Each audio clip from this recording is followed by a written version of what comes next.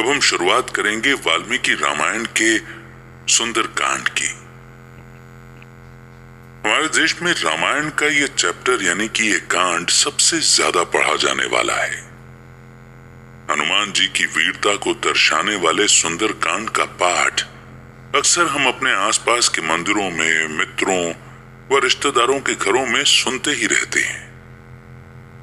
इस अति लोकप्रिय कांड में 68 सर्ग हैं, जिनमें कुछ 2855 श्लोक हैं। और इस कांड में महर्षि वाल्मीकि जी ने हनुमान जी के द्वारा समुद्र को पार कर लंका पहुंचने, रावण के महल में पहुंचना, अशोक वाटिका में सीता माता से मिलना, मेघनाद द्वारा हनुमान को बंधक बनाना व हनुमान जी द्वारा अपनी पूंछ से लंका के जलाने के प्रसंगों का वर्णन किया है।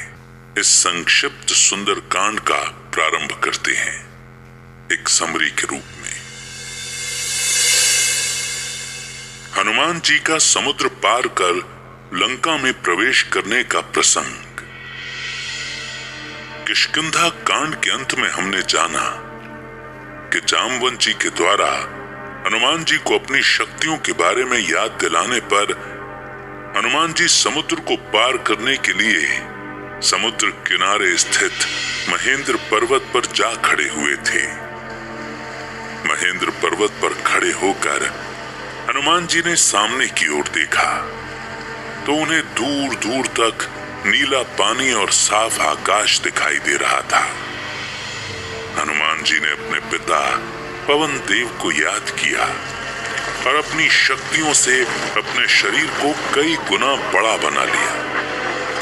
हनुमान जी के इतने बड़े और विशाल स्वरूप को देखकर वहां उपस्थित बाली पुत्र अंगद, नल, नील, जामवंत सहित पूरी वानर सेना आश्चर्यचकित हो गई। इस अद्भुत दृश्य को देख सभी वानर प्रभु श्री राम और हनुमान जी की जय जयकार करने लगे।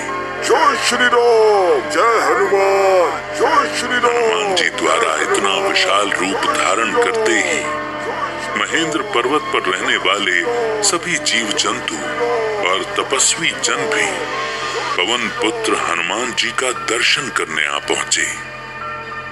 हनुमान जी ने आदर पूर्वक सभी का अभिवादन स्वीकार किया और जामवंत सहित सभी बड़ों को प्रणाम कर लंका प्रस्थान को तैयार हो गए।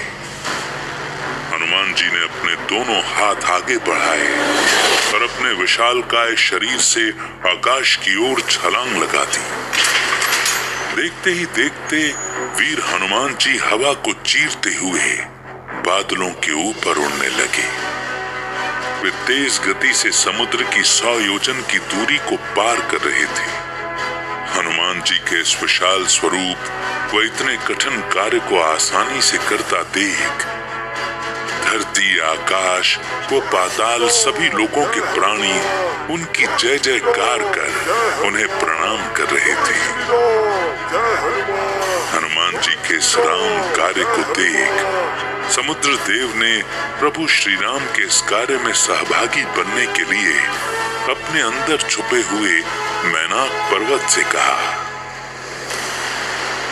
हे मैनाक देव, इक्ष्वाकु वंश के महाराज सगर के आशीर्वाद से ही मैं पला बढ़ा हूं और इस समय पवन पुत्र हनुमान जी भी इक्ष्वाकु वंश के राजा महाप्रतापी प्रभु श्री राम की सहायता कर रहे हैं। उन्हें इस यात्रा में किसी भी प्रकार का कष्ट नहीं होना चाहिए। इसीलिए हे मैनाक देव, मैं चाहता हूं कि आप अपना विशाल रूप पानी से बाहर निकालें और हनुमान जी को इतनी बड़ी दूरी की यात्रा में आराम करने के लिए स्थान दें। समुद्र देव की आज्ञा पाकर वर्षों से समुद्र के जल के अंदर विराजित विशाल मैनाक पर्वत समुद्र तल से बाहर निकलते हैं। समुद्र मार्ग में अचानक इतना बड़ा पहाड़ देख हनुमान जी अचंभित हो जाते हैं। उन्हें लगा कि ये किसी राक्षस के द्वारा बाधा डालने के लिए किया गया काम है। ये सोचकर हनुमान जी ने जोर से गर्जना कर पर्वत को ललकारा और कहा, इस पर्वत के रूप में जो कोई भी छिपा है जल्द ही बाहर आ जाए और अपना परिचय दे, अन्यथा मेरे क्रोध से उसे कोई नहीं बचा सकेगा। हनुमान जी की क्रोध भरी गर्जना सुन मैनाक देव ने प्रकट होकर हनुमान जी को प्रणाम किया और कहा, हे पवन पुत्र, आपको मेरा सादर प्रणाम। मैं मैनाक पर्वत हूँ। समुद्र के तल में पाताल लोक से आने वाले राक्षसों का रास्ता रोकने के लिए मैं यहाँ पिछले कई वर्षों से पानी के अंदर ही रहता हूँ। आपके आगमन का समाचार पाकर समुद्र देव ने मुझे यहाँ भेजा है। आप प्रभु श्री राम के कार्य को करने के लिए इतनी कठिन यात्रा कर रहे हैं। उनकी शुभ इच्छा है कि आप कुछ देर के लिए मुझ पर विश्राम करें और फिर इस यात्रा को आगे बढ़ाएं। आपकी इस सेवा से मेरे भी पाप कर्म समाप्त हो जाएंगे। मैनाक पर्वत के ये वचन सुनकर हनुमान जी ने कहा,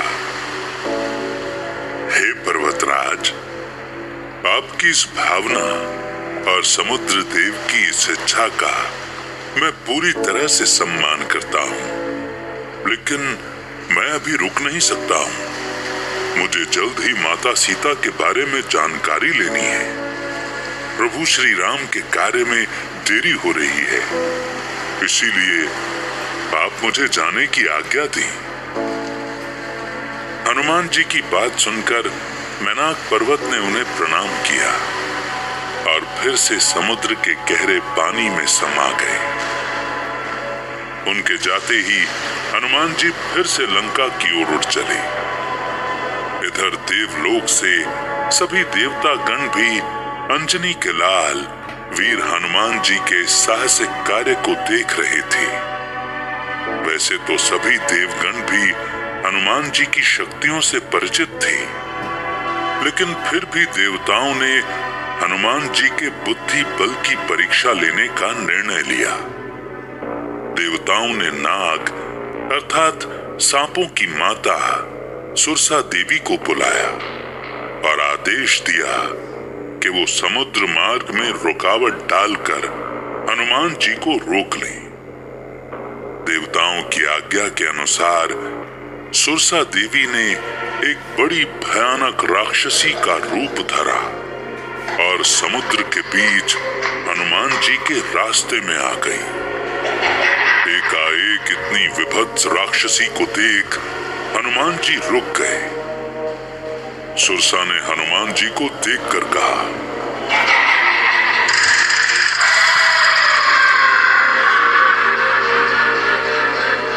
हे वानर, अगर तुम्हें अंदर जाना है तो तुम्हें मेरे मुख के अंदर से जाना होगा। ऐसा कहकर सुरसा ने अपने शरीर को बड़ा करना शुरू किया और बहुत बड़ा रूप धर लिया। सुरसा अपना विशाल मुख खोलकर हनुमान जी के सामने खड़ी हो गई। सुरसा के बड़े और भयानक रूप को देखकर भी हनुमान जी जरा भी विचलित नहीं हुए। उन्होंने विनम्रता पूर्वक सुरसा से कहा, हे देवी, मैं पवन पुत्र हनुमान हूँ और मैं इस समय रघुकुल नंदन श्री राम का दूत बनकर उनकी धर्म पत्नी सीता की खोज में लंका जा रहा हूँ। मैं आपको वचन देता हूँ माता कि प्रभु श्री राम को माता सीता के बारे में जानकारी देने के बाद मैं स्वयं आपके मुख में चला जाऊंगा। तब तक आप मुझे आगे जाने दें। लेकिन सुरसा ने हनुमान जी की बात नहीं मानी और कहा,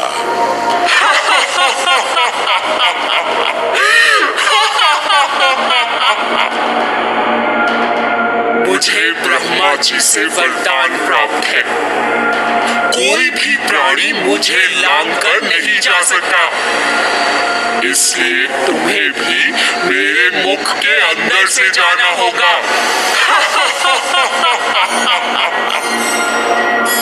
ऐसा कहकर सुरसा ने अपना मुंह और बड़ा खोल दिया। हनुमान जी ने कुछ देर विचार करने के बाद कहा, हे देवी, यदि आप मेरे शरीर के आकार के अनुसार अपना मुंह खोलें तभी तो मैं आपके मुख में प्रवेश कर पाऊंगा।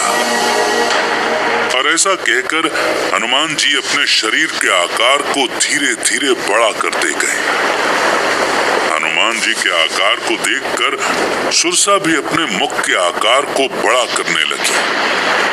और जब सुरसा का मुंह बहुत ज्यादा चौड़ा खुल गया तब हनुमान जी ने अपनी बुद्धि और चातुर्य का परिचय देते हुए तुरंत ही अपने शरीर के आकार को मच्छर के समान छोटा करके सुरसा के मुख में घुसकर तुरंत बाहर निकल आए।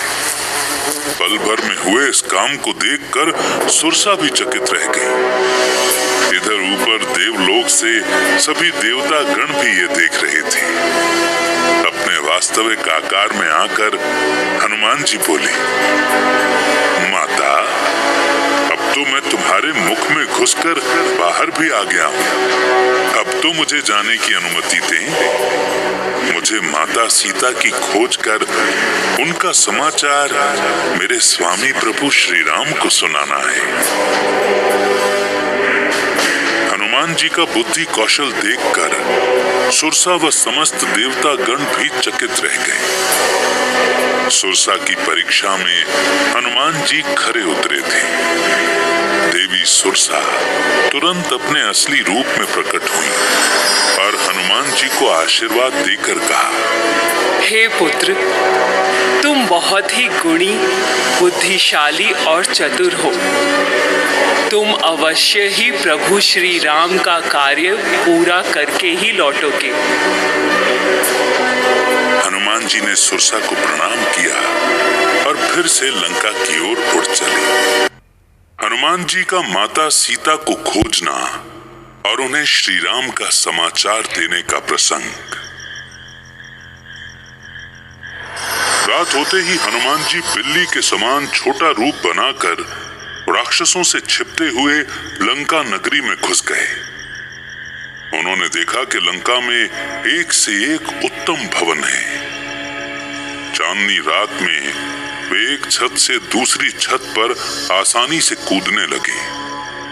वे चारों ओर सीता माता की खोज करने लगे, लेकिन सीता माता उन्हें कहीं दिखाई नहीं दी।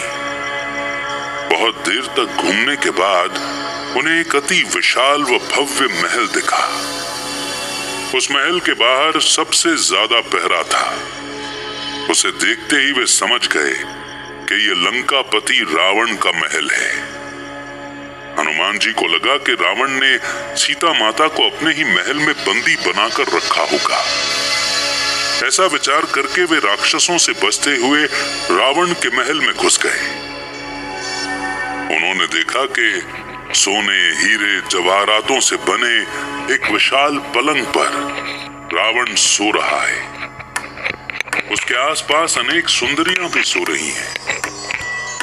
हनुमान जी ने सीता माता को ढूंढना शुरू किया और बड़ी सावधानी से रावण का पूरा महल छान डाला, परंतु माता सीता उन्हें कहीं नहीं मिली। इससे हनुमान जी के मन में व्याकुलता होने लगी। तभी उन्हें एक तपस्वी स्त्री के दर्शन हुए। वो रावण की पत्नी मंदोदरी थी। महाराक्षस और अधर्मी रावण की पत्नी एक धार्मिक और तपस्वी स्त्री थी। कुछ देर के लिए तो हनुमान जी भी मंदोदरी को ही सीता समझ रहे थे, परंतु उन्होंने शीघ्र ही समझ लिया कि दुराचारी राक्षस रावण के महल में माता जानकी इस प्रकार निश्चिंत होकर नहीं सो सकती। वे फिर से माता सीता को खोजने लगी। तभी उन्हें रावण का पुष्पक विमान दिखा, जिसमें माता सीता का हरण किया गया था।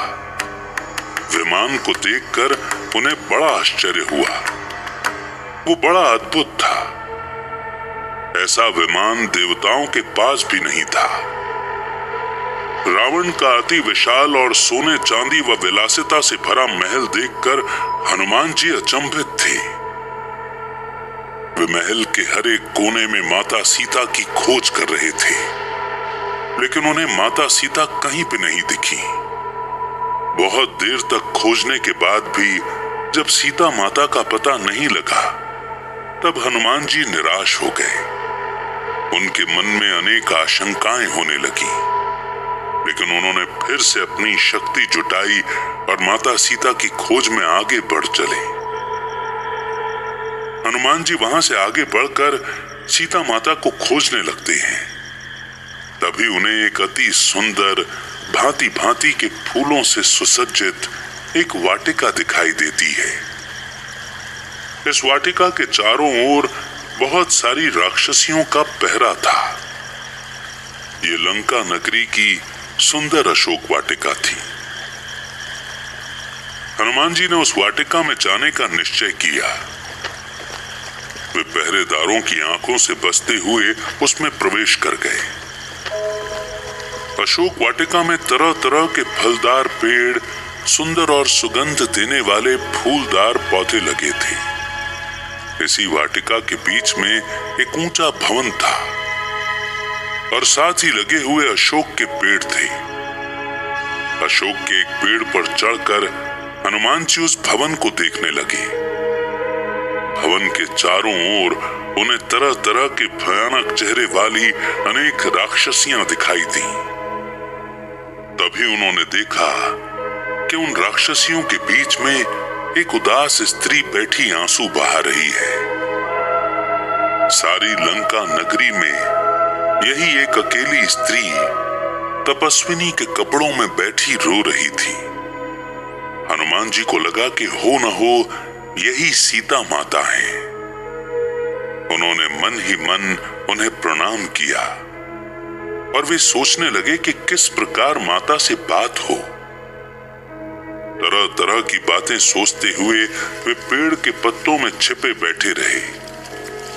अब रात का अंतिम प्रहर आ गया था। सवेरा होने को था। कुछ देर में रावण भी जागा और अपने सैनिकों के साथ अशोक वाटिका में आ पहुंचा। हनुमान जी ने रावण को देखा और खुद को पेड़ की पत्तियों के बीच और बेहतर तरीके से छिपा लिया।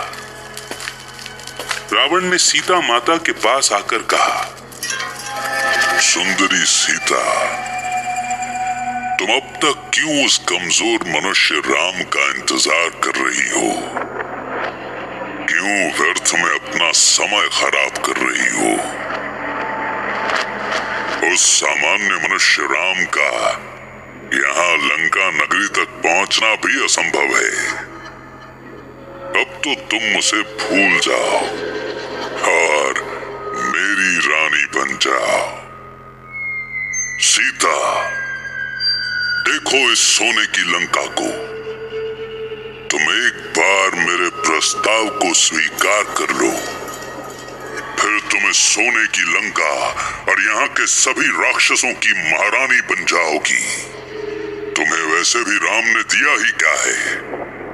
विवाह के तुरंत बाद तो वो तुम्हें जंगल में ले आया और दयनीय अवस्था में रखने लगा।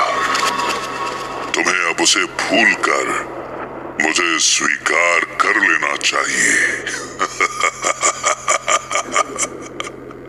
रावण ने सीता माता को अनेक प्रकार के भय और लोभ दिखाए, परंतु माता सीता ने रावण का तिरस्कार ही किया।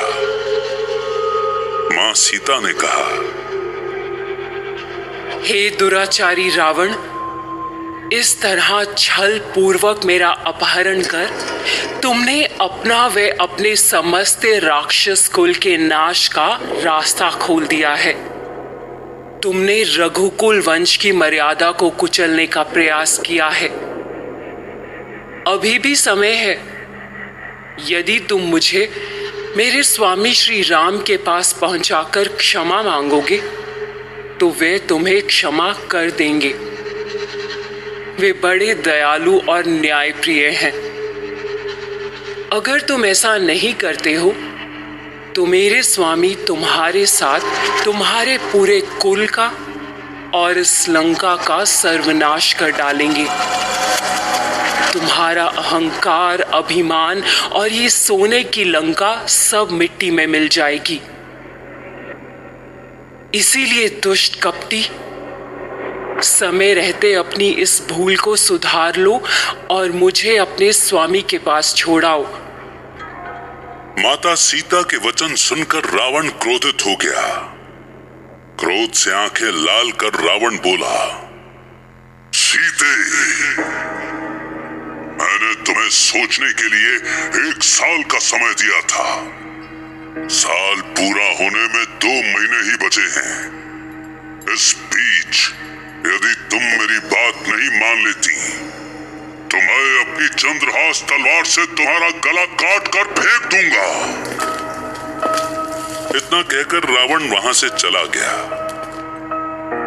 रावण के चले जाने पर वहां पहरा दे रही अन्य राक्षसियों ने भी सीता माता को डराने और धमकाने का प्रयास किया, लेकिन माता सीता पर किसी भी प्रकार के भय का कोई प्रभाव नहीं पड़ रहा था। वे निडर होकर प्रभु श्री राम को ही याद कर रही थीं। हनुमान जी पेड़ की पत्तियों में छिपकर ये सब देख रहे थे। रावण द्वारा माता सीता और प्रभु श्री राम का इस तरह अपमान करने पर हनुमान जी के क्रोध का ठिकाना न रहा, लेकिन प्रभु श्री राम की आज्ञा के बिना कुछ भी करना उन्होंने उचित नहीं समझा। वे माता सीता के पास जाने का उचित समय देख रहे थे। तभी त्रिजटा नाम की एक बूढ़ी राक्षसी अशोक वाटिका में आई और उसने दूसरी राक्षसियों को डांटते हुए कहा, मूर्ख राक्षसियों, सीता को परेशान करना छोड़ दो और यहाँ से दूर चली जाओ। तुम सभी का नाश जल्दी ही होने वाला है। पिछली रात मैंने बहुत बुरा सपना देखा है। अब इस लंका नगरी और हम सब राक्षसों का बुरा समय शुरू होने वाला है। मैंने सपने में देखा कि एक सफेद रंग का विशाल रथ लंका की तरफ आ रहा है। इस रथ में अनेक विशाल हाथी और घोड़े हैं। उस रथ पर श्री राम और लक्ष्मण अपने धनुष बाण के साथ सवार हैं। धीरे धीरे सारी लंका नगरी समुद्र में डूब रही है। लंकापति महाराज रावण के भाई विभीषण को छोड़कर सब दक्षिण दिशा को भाग गए हैं। ये सपना अच्छा नहीं है। मेरी राय में सीता की सेवा करने में ही हम सबकी भलाई है। सुना? त्रिजटा के वचन सुनकर सभी राक्षसियों में हाहाकार मच गया। त्रिजटा उन सभी राक्षसियों से सबसे बड़ी थी, इसीलिए सभी को त्रिजटा की बात पर विश्वास हो गया और उन्होंने सीता माता को परेशान करना बंद कर दिया। सीता माता भवन के कोने में बैठकर रोने लगी और मन ही मन अपने प्राण त्यागने का विचार करने लगी। इधर पेड़ पर बैठे बैठे हनुमान जी ये सब कुछ देख और सुन रहे थे। माता सीता का दुख देखकर वे भी दुखी थे। हनुमान जी को ये भी चिंता थी कि वे किस तरह सीता माता के सामने जाकर उन्हें श्री राम का संदेश सुनाएं। एक तो पहले से ही बहुत विचित्र और मायावी राक्षसियों को देखकर सीता माता व्याकुल हैं, और यदि हनुमान जी स्वयं भी वानर रूप में उनके सामने गए तो वे उन्हें भी मायावी राक्षस समझ लेंगी। कुछ देर सोचने के बाद हनुमान जी को यह विचार आया कि यदि सीता माता को श्री राम के बारे में सुनाया जाए तो वे उनका भरोसा करेंगी। यही सोचकर हनुमान जी ने पेड़ पर से ही श्री राम वृत्तांत सुनाने का निर्णय लिया और उन्होंने एक पेड़ से दूसरे पेड़ पर छलांग लगाई और माता सीता के पास वाले पेड़ पर पहुंचकर प्रभु श्री राम के जीवन का वर्णन करना प्रारंभ कर दिया। हनुमान जी ने महाराज दशरथ का वैभव, राम जन्म, श्री राम सीता विवाह, श्री राम का राज्याभिषेक, श्री राम का वनवास जाना, सीता हरण व सुग्रीव राम की मित्रता के प्रसंगों को एक एक कर सुनाया। दुराचारी रावण लंका की नगरी में श्री राम के जीवन के बारे में सुनकर सीता माता को आश्चर्य हुआ। उन्होंने वाटिका में चारों ओर देखा लेकिन कोई नहीं दिखा। तभी अशोक के पेड़ पर देखने पर उन्हें हनुमान जी दिखाई दिए।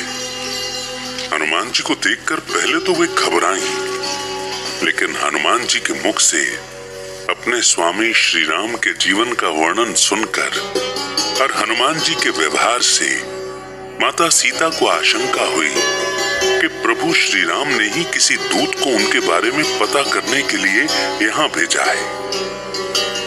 लेकिन उन्हें इन मायावी राक्षसों के रूप बदलने के बारे में भी पता था, इसीलिए उन्होंने हनुमान जी पर तुरंत भरोसा नहीं किया और प्रभु श्री राम के बारे में और भी सवाल पूछने शुरू किए। जब हनुमान जी ने देखा कि सीता माता के मन में बार बार संदेह उठ रहा है, तो वे अपने छोटे आकार में पेड़ से नीचे आए और माता सीता को प्रणाम करके कहा, हे मां, मेरा प्रणाम स्वीकार करें। मैं प्रभु श्री राम का दूत पवन पुत्र हनुमान हूं। प्रभु श्री राम ने आपको खोजने व आपके बारे में समाचार लेने के लिए ही मुझे यहाँ भेजा है। प्रभु श्री राम को ये पता था कि आप इन मायावी राक्षसों के बीच मुझे पहचान नहीं पाएंगी, इसीलिए उन्होंने मुझे भेंट स्वरूप उनकी अंगूठी, ये मुद्रिका दी है। इसे देखकर आप मेरा विश्वास करें माते। ऐसा कहकर हनुमान जी ने श्री राम जी की दी हुई अंगूठी को माता सीता को दिया। अंगूठी को देखते ही माता सीता की आंखों में प्रसन्नता का भाव आ गया। उन्होंने श्री राम की अंगूठी को तुरंत पहचान लिया। अब उन्हें हनुमान जी पर पूरा भरोसा हो गया कि वे श्री राम के ही दूत हैं। इतने समय के बाद दुराचारी राक्षसों के बीच किसी अपने को पाकर माता सीता भावुक हो गई। उन्होंने भावुक मन से और उत्सुकता से हनुमान जी से पूछा, हे वीर हनुमान, कैसे हैं मेरे स्वामी? उनका स्वास्थ्य ठीक तो है ना? कहीं मेरे वियोग में उन्होंने अपने स्वास्थ्य को खराब तो नहीं कर लिया? मुझे पता है कि मेरे स्वामी मुझसे कितना स्नेह प्रेम रखते हैं। मुझे पंचवटी की कुटिया में ना पाकर ना जाने उन पर क्या बीती होगी। लक्ष्मण भी तो मेरा बहुत आदर सम्मान और सेवा करते हैं। ना जाने उस दिन मैंने क्रोध में उनसे कितने कटु वचन कह दिए, लेकिन फिर भी वो मेरी आज्ञा का पालन करने के लिए अपने बड़े भाई की आज्ञा का उल्लंघन कर वन में जाने को मान गए। वो भी मेरे नहीं होने से कष्ट में होंगे। हे हनुमान, तुम मुझे उन दोनों के बारे में ठीक से बताओ। माता सीता की वेदना देख हनुमान जी ने सीता माता को प्रभु श्री राम और देवर लक्ष्मण के बारे में विस्तार से समाचार सुनाया। हनुमान जी ने कहा, हे मां, आपके वियोग में प्रभु श्री राम और भैया लक्ष्मण दोनों ही बहुत व्याकुल हैं। दोनों आपको खोजते हुए भयानक राक्षसों का सामना करते हुए जंगलों में भटक रहे थे। लेकिन अब आप चिंता न करें मां, अब उनकी सेना में वानर राज सुग्रीव और उनकी असंख्य सेना भी साथ में है। अब आपके स्वस्थ और सुरक्षित होने का समाचार जानकर प्रभु श्री राम व लक्ष्मण दोनों को राहत मिलेगी। हनुमान जी की बातें सुनकर माता सीता श्री राम के बारे में सोचकर व्याकुल हो गईं। हनुमान जी ने उन्हें ढाढ़स बंधाते हुए कहा, हे मां, आप दुखी न हो। मैं अभी आपको अपनी पीठ पर बिठाकर प्रभु श्री राम के पास ले चलता हूं। हनुमान के वचन सुनकर माता सीता ने कहा,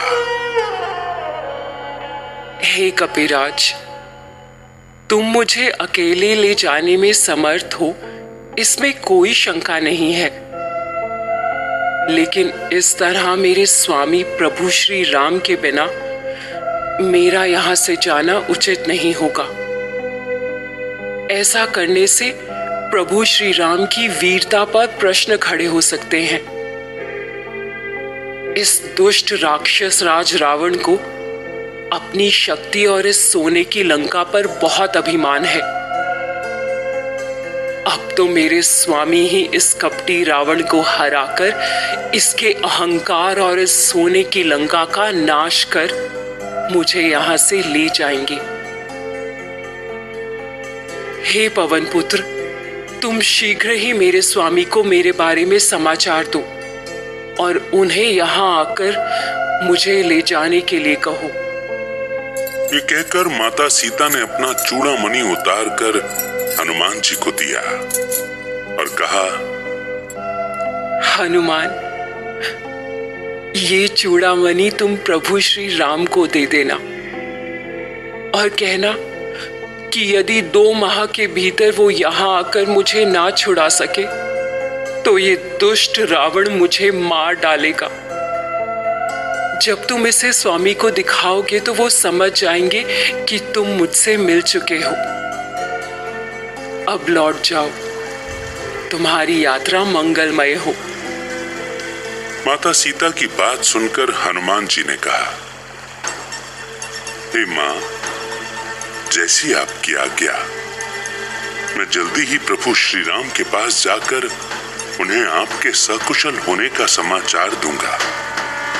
समाचार पाते ही प्रभु श्री राम सेना लेकर आएंगे और रावण का वध करके आपको ले जाएंगे मां।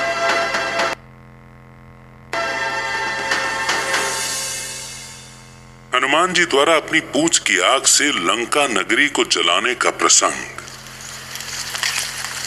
सीता माता से विदा लेकर हनुमान जी वापस समुद्र तट पर जाने के लिए उत्तर दिशा की ओर चल पड़ते हैं। लेकिन इतनी लंबी यात्रा के कारण थकावट से उन्हें भूख लगने लगती है। अशोक वाटिका में तरह तरह के रसीले फल देखकर हनुमान जी की भूख और भी बढ़ जाती है। वे सीता माता के पास आकर कहते हैं, हे मां, इतनी लंबी यात्रा करने के कारण मुझे बहुत तेज भूख लगी है। यहाँ अशोक वाटिका में इतने सारे फल हैं। यदि आपकी आज्ञा हो तो मैं इन्हें खाकर अपनी भूख मिटा लूं। सीता माता के द्वारा फल खाने की आज्ञा मिलते ही हनुमान जी अशोक वाटिका में लगे तरह तरह के फल तोड़कर खाने लगे। हनुमान जी को इतनी तेज भूख लगी थी कि वे अनजाने में फल के साथ साथ पेड़ों को भी तोड़ने लगे। थोड़ी देर में अशोक वाटिका के बहुत सारे पेड़ टूटकर नीचे गिरने लगे। इस तरह अशोक वाटिका को तहस नहस होते देख वहां के रक्षक पहरेदार भी वहां आ पहुंचे।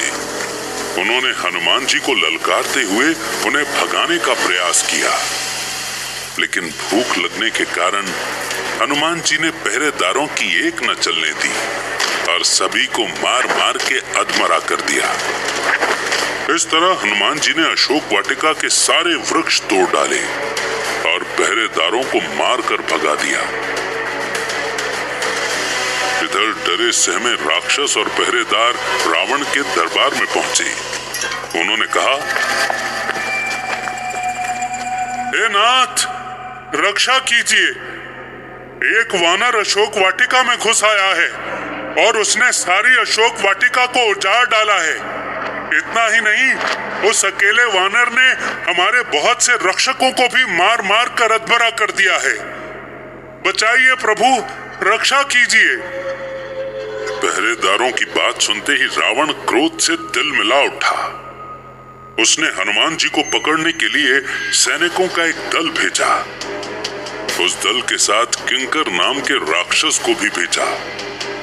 अशोक वाटिका में पहुंचते ही हनुमान जी ने अपने एक ही वार से रक्षकों के दल और किंकर राक्षस को पाताल लोक में फेंक दिया।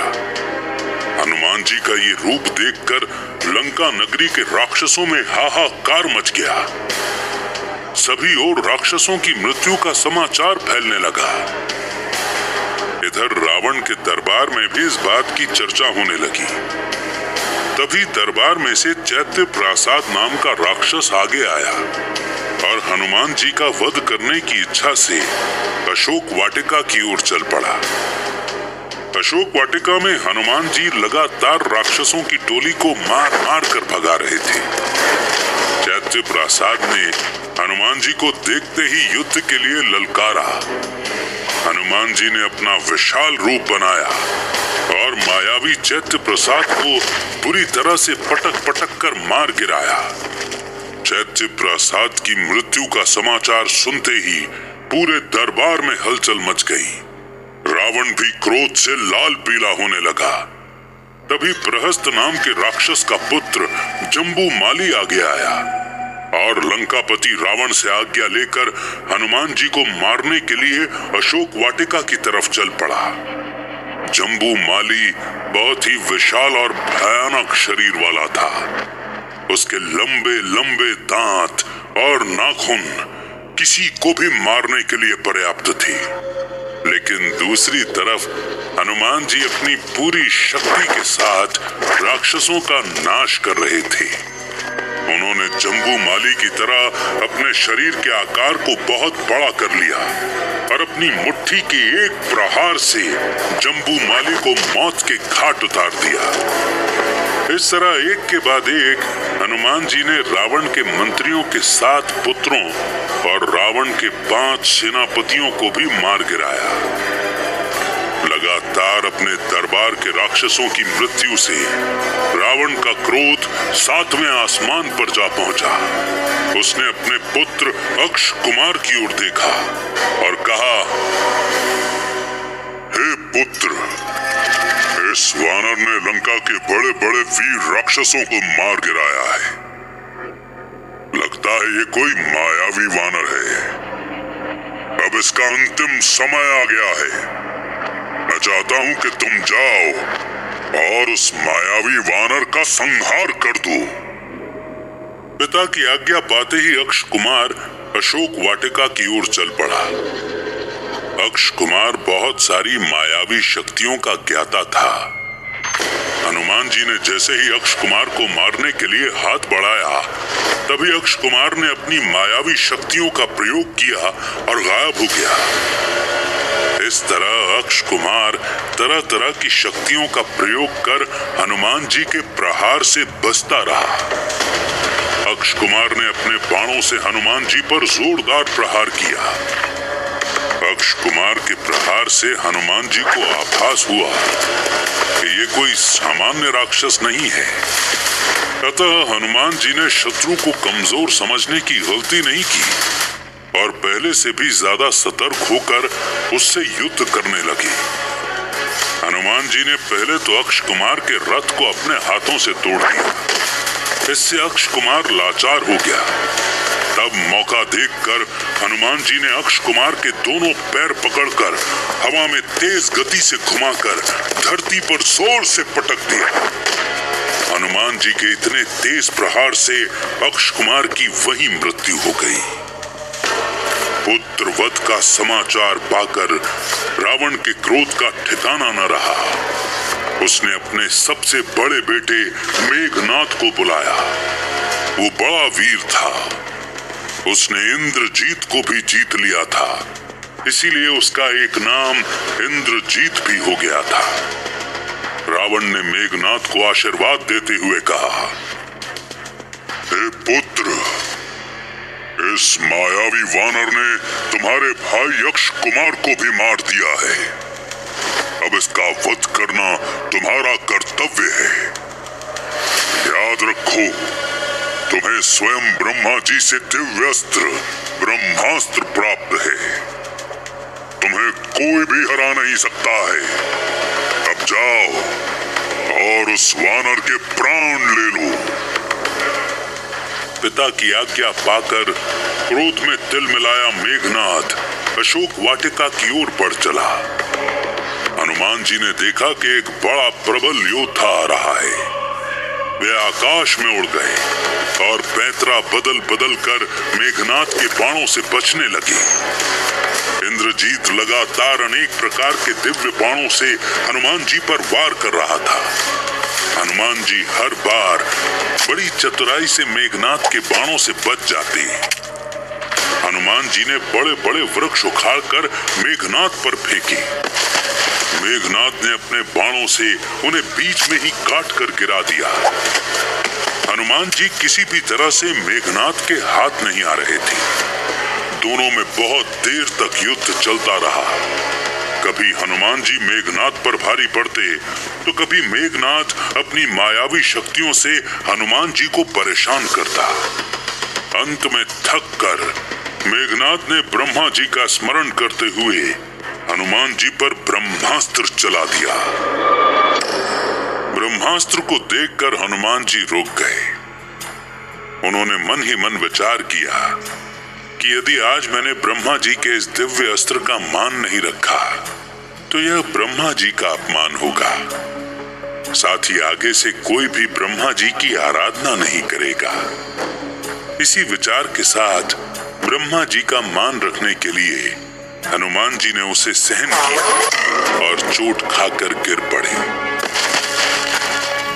हनुमान जी के गिरते ही राक्षसों ने राहत की सांस ली। मेघनाद की आज्ञा से राक्षसों ने उन्हें रस्सियों से बांध लिया। बांधते समय हनुमान जी ने अपने शरीर का आकार बहुत बढ़ा लिया। रस्सियों से खींचते हुए राक्षस उन्हें रावण की सभा में ले गए। रास्ते में राक्षस हनुमान जी को तरह तरह से परेशान कर रहे थे व उनका अपमान कर रहे थे। लेकिन हनुमान जी ने विचार किया कि इस बहाने वे रावण से भेंट कर उसकी शक्ति का अनुमान भी लगा लेंगे। शत्रु के बारे में जितना अधिक ज्ञान हो उतना उसे हराना आसान होता है। इसी विचार से हनुमान जी बिना किसी विरोध और शक्ति प्रदर्शन के राक्षसों के साथ चलते चले गए। रावण के भव्य दरबार में पहुंचकर हनुमान जी ने देखा कि सोने के सिंहासन पर लंका का स्वामी रावण बैठा है। उसका तेज सूर्य के समान है। हनुमान जी को वह सब प्रकार से योग्य और शक्तिशाली दिखाई दिया। हनुमान जी रावण के व्यक्तित्व को देखकर विचार करने लगे कि यह तो सभी प्रकार से महाबलशाली और ज्ञानी प्रतीत होता है। यदि यह अधर्म के मार्ग पर नहीं चलता तो निश्चित ही ये सभी लोगों में बलशाली और सम्माननीय हो जाता। लेकिन इसके अहंकार और अधर्म के कारण ही इसके गुणों का नाश हो गया है। हनुमान जी इसी विचार में थे कि तभी रावण की आज्ञा से उसके सेनापति प्रहस्त ने हनुमान से पूछा, "ए चंचल वानर, तुम कौन हो? यहाँ क्यों आए हो?" अशोक वाटिका को तुमने क्यों उजाड़ा और राक्षसों को मारने का दुस्साहस तुमने कैसे किया? क्या तुम्हें पता नहीं कि तुमने तीनों लोकों के स्वामी लंकापति महाराज रावण के पुत्र का वध किया है? तुम्हें इसका दंड अवश्य मिलेगा।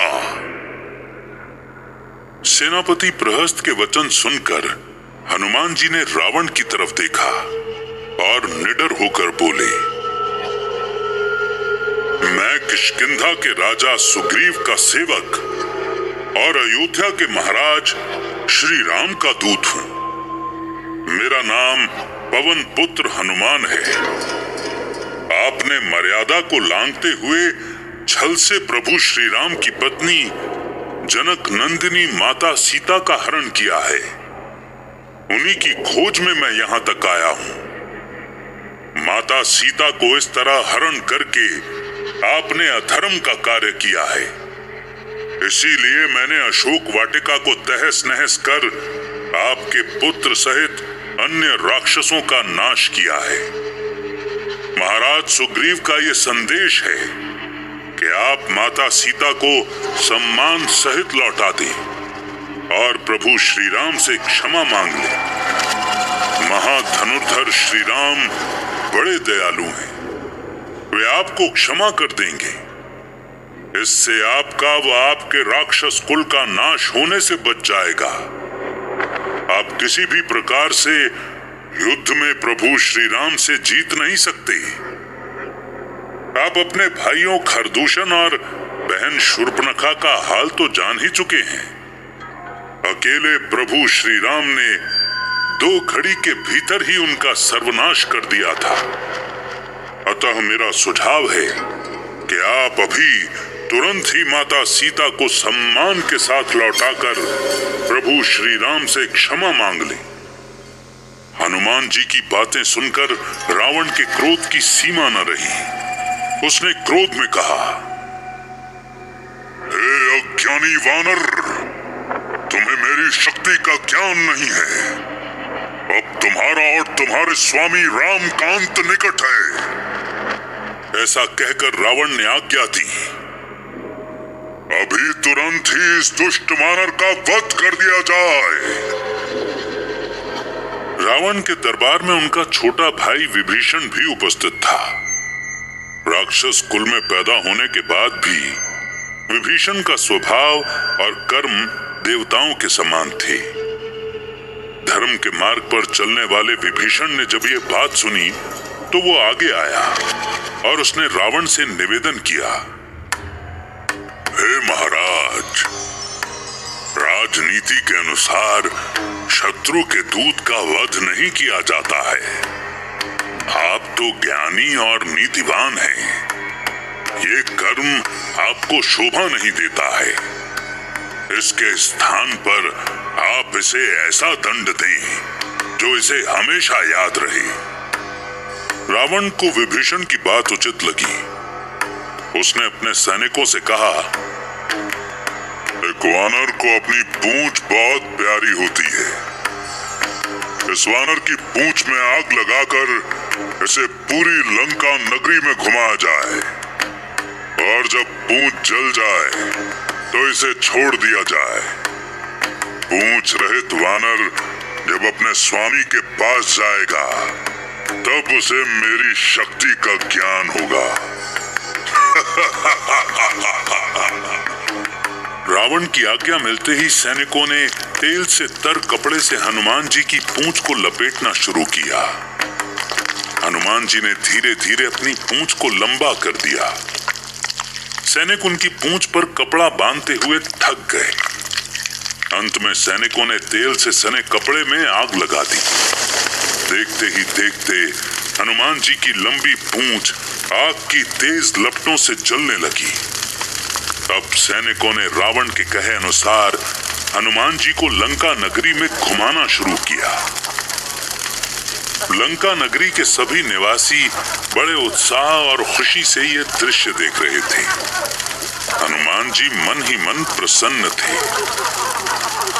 इस अवसर का लाभ लेकर वो लंका नगरी को अच्छे से देख व समझ रहे थे।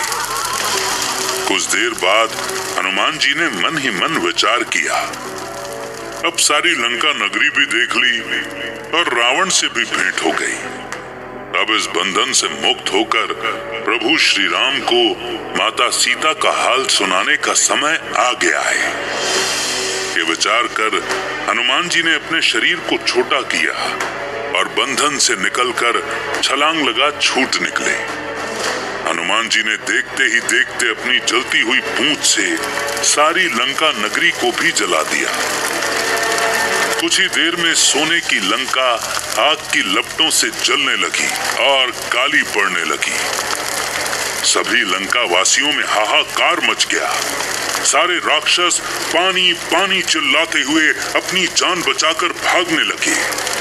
रावण का दरबार भी आग की तेज लपटों से जलने लगा। लंका नगरी में आग लगाकर हनुमान जी ने समुद्र में कूदकर अपनी पूंछ की आग बुझाई। पूंछ की आग बुझाते ही हनुमान जी को माता सीता की चिंता हुई। उनको भय हुआ कि कहीं आग से उन्हें कोई हानि न हुई हो। यदि ऐसा हुआ तब तो बड़ा ही अनर्थ हो जाएगा।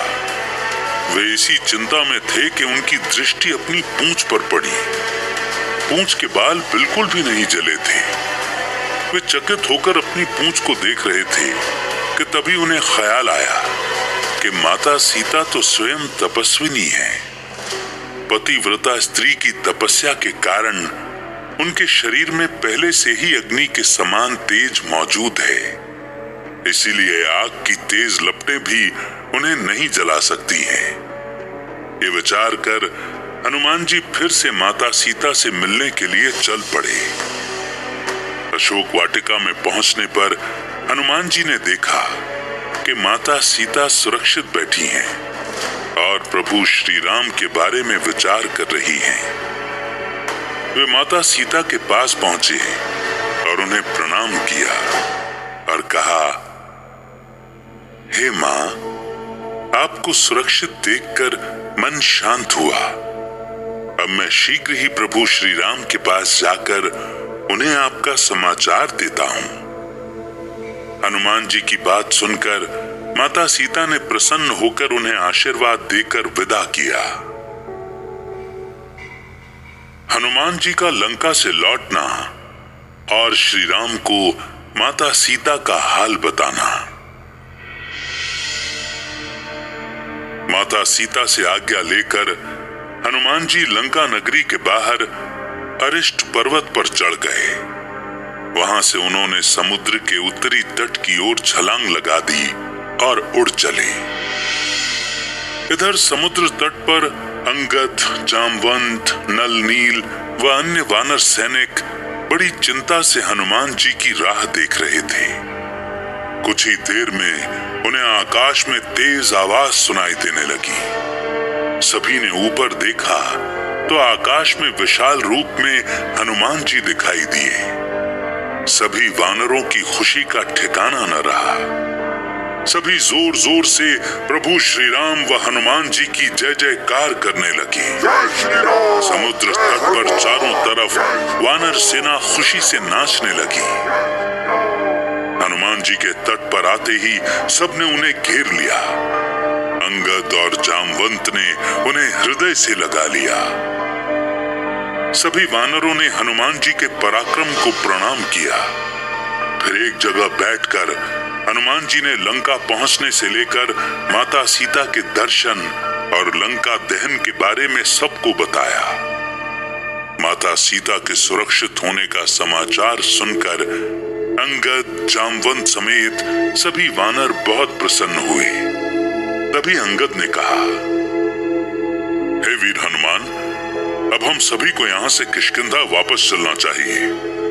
वहां महाराज सुग्रीव और प्रभु श्री राम हमारी राह देख रहे होंगे। बाकी हाल रास्ते में सुनते चलेंगे। ऐसा कहकर अंगद ने सभी वानरों को किष्किंधा की ओर चलने का संकेत किया। अंगद का संकेत मिलते ही सभी वानर तेज गति से किष्किंधा की ओर चल पड़े। रास्ते में हनुमान जी ने सभी वानरों को लंकापति रावण के बल व शक्ति के बारे में बताते हुए कहा, हम सभी को अपनी पूरी शक्ति से लंका पर चढ़ाई करनी होगी। रावण ऐसा वैसा राक्षस नहीं है, वो महाबलशाली व अति ज्ञानी है। उसे कई सिद्धियां भी प्राप्त हैं। उसको पराजित करने के लिए बुद्धि और बल दोनों की आवश्यकता है। कुछ दिनों की यात्रा के बाद सभी वानर सुग्रीव के मधुबन नामक बाग में आ पहुंचे। सुग्रीव के मामा दधिमुख इस बाग की रखवाली करते थे। इतने दिनों की लंबी यात्रा के कारण सभी वानर बहुत थके हुए और भूखे थे। साथियों को भूखा और थका हुआ देखकर अंगद ने उन्हें भरपेट फल खाने की आज्ञा दी। सभी वानरों ने वहां जमकर फल खाए। वानरों के इतने बड़े झुंड के कारण मधुबन पूरी तरह से उजड़ गया। ये देखकर दधिमुख को क्रोध आया और वो सुग्रीव के पास पहुंचे और कहा, महाराज, राजकुमार अंगद के साथ बहुत से वानर दक्षिण दिशा से आए हैं और उन्होंने पूरा मधुबन उजाड़ दिया।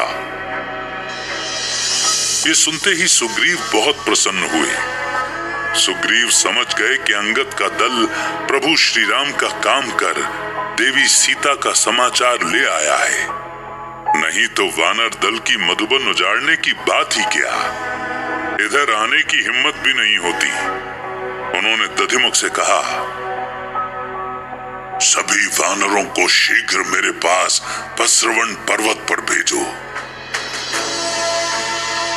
दधिमुख द्वारा सुग्रीव की आज्ञा पाते ही सभी वानर चल पड़े। पस्रवण पर्वत पर पहुंचकर सब वानरों ने सुग्रीव को प्रणाम किया।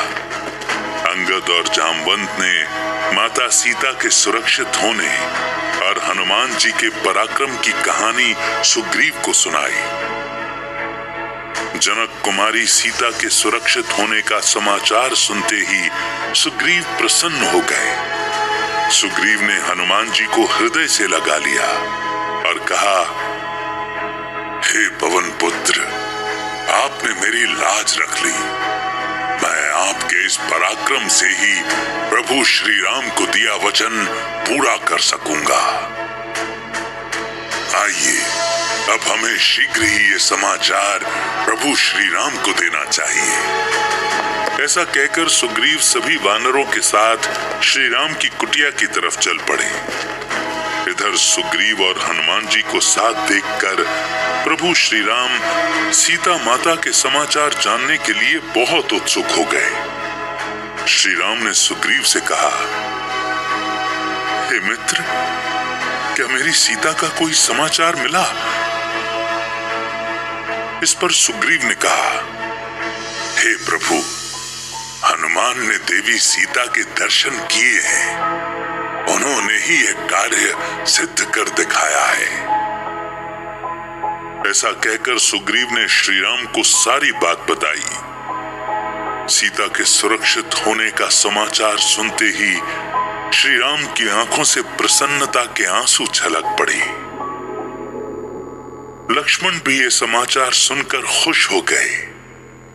श्री राम ने खड़े होकर हनुमान जी को हृदय से लगा लिया। हे हनुमान, किस परिस्थिति में है वो? दुष्ट रावण ने किसी प्रकार से प्रताड़ित तो नहीं किया? जल्दी से मुझे उसका समाचार कह सुनाओ मित्र। इस पर हनुमान जी ने प्रभु श्री राम को प्रणाम किया और कहा, हे प्रभु, मैंने दक्षिण दिशा में समुद्र के उस पार सोने की लंका में बनी अशोक वाटिका में माता सीता के दर्शन किए। माता सीता तपस्विनी है। उनके तप के आगे रावण भी उन्हें नहीं छू सका। अशोक वाटिका में एकांत में बैठकर वे आपके आने की राह देख रही हैं। जैसे आप उनके बिना यहाँ दुखी हैं, वैसे ही माता सीता भी आपके वियोग में वहां विलाप करती रहती हैं। हनुमान जी के मुख से माता सीता के इस तरह दुखी रहने की बात सुनकर श्री राम व्याकुल हो गए। उनकी आंखों से निरंतर आंसू बहने लगे। तभी हनुमान जी ने माता सीता द्वारा दिया गया आभूषण श्री राम को दिया और कहा,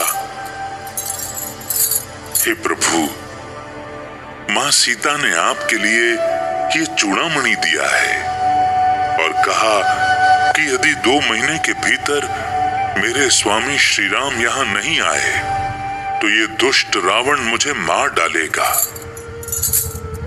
चूड़ामणि देखकर श्री राम रो पड़े और सुग्रीव से बोले,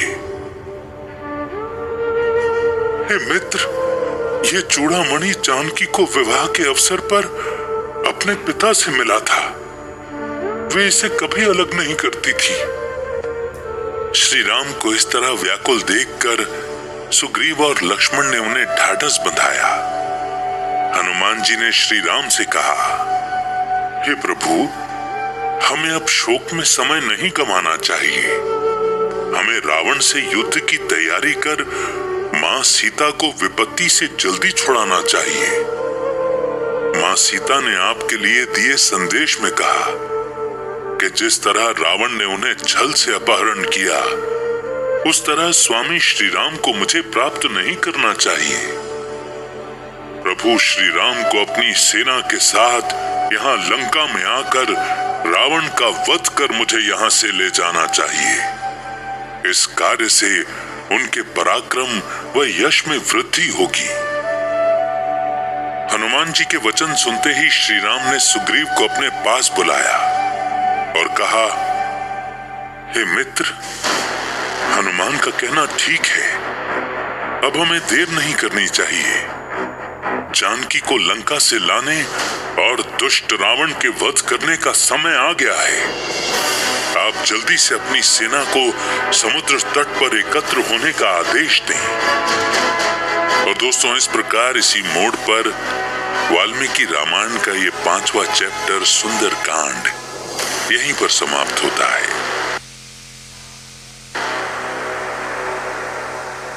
वाल्मीकि रामायण के सुंदर कांड से कई महत्वपूर्ण सबक सीखने को मिलते हैं जो हमें अपनी लाइफ के अलग अलग पहलुओं में गाइड करने में मदद कर सकते हैं, जैसे भक्ति और आस्था। सुंदर कांड में हनुमान जी की भक्ति, विश्वास और आस्था के बारे में विस्तार से वर्णन किया गया है। हनुमान जी का पूरा जीवन राम भक्ति में ही बीतता है, जो हमें ये सिखाता है कि चाहे हम कितने ही पढ़े लिखे और सफल क्यों न हो जाएं, हमें इस संसार को चलाने वाले भगवान अर्थात उस सर्वशक्तिमान के प्रति सदा ही आदर और आस्था का भाव रखना चाहिए। समर्पण और सेवा। हनुमान जी को अपनी समर्पणशीलता और सेवा भाव से जाना जाता है। उन्होंने प्रभु श्री राम के सेवक के रूप में अपना जीवन दांव पर लगाकर अपने स्वामी का कार्य पूरा किया। इससे हमें ये सीख मिलती है कि हमें अपने काम के प्रति पूर्ण रूप से समर्पित होना चाहिए, तभी हमें सफलता मिलेगी। विश्वास और संघर्ष। हनुमान जी ने अपनी असीम शक्तियों और भक्ति के माध्यम से सीता माता की खोज के कार्य को सफलतापूर्वक पूरा किया। उनका ये संघर्ष हमें जीवन में आने वाली कठिनाइयों के सामने उत्साह और विश्वास बनाए रखने की प्रेरणा देता है। कर्तव्य परायणता और सहनशीलता। जिस प्रकार हनुमान जी ने अपने कर्तव्य का पूरी श्रद्धा और समर्पण से निर्वाह किया, उससे हमें ये सीख मिलती है कि चाहे जैसी भी परिस्थितियां हों, हमें भी अपने कर्तव्यों के प्रति समर्पित रहना चाहिए और उन्हें पूरी निष्ठा और लगन से ही पूरा करना चाहिए। इसके साथ ही हमें जीवन में हनुमान जी की तरह सहनशीलता का गुण भी सीखना चाहिए। हनुमान जी अति बलशाली, शक्तिशाली होते हुए भी सहनशील हैं। उन्होंने रावण द्वारा भरी सभा में अपमानित होने के बाद भी अपनी सहनशीलता को दिखाते हुए अपने कर्तव्य को याद रखा और राम काज को पूरा किया। ठीक उसी प्रकार हमें भी अपने जीवन में घटित होने वाली छोटी मोटी परेशानियों से लड़ते हुए अपने लक्ष्य को प्राप्त करना चाहिए। दोस्तों, सुंदरकांड हमें धर्म, नैतिकता और मानवता के मूल्यों को पालन करने का महत्वपूर्ण सबक देता है। आशा करते हैं कि आप सभी वाल्मीकि रामायण की इन महत्वपूर्ण सीखों को अपने जीवन में उतार कर अपने जीवन को और भी उपयोगी बनाएंगे। आपको ये चैप्टर कैसा लगा, कमेंट करके जरूर बताइएगा।